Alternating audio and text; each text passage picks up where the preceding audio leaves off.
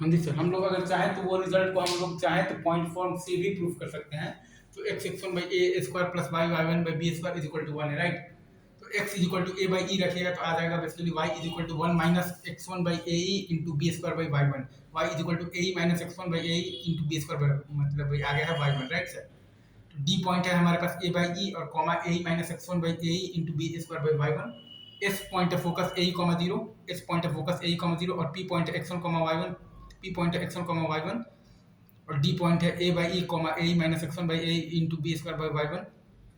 तो हमें लाना है m s p into m s d is equal to minus one. M s p है y one by x one minus a, आपके पास m s p है y one by x one minus a, और आपके पास m s d है a minus x one by a into b square by y one into e by a into one minus a square. आपके पास m s d है basically a minus x one और by a into b square by y one into e by a into one minus a square. तो m s p into m s d आप कीजिएगा तो y one by x one minus a into a minus x one by a into b square by y one into e by a into one minus a square is equal to minus one. Easy.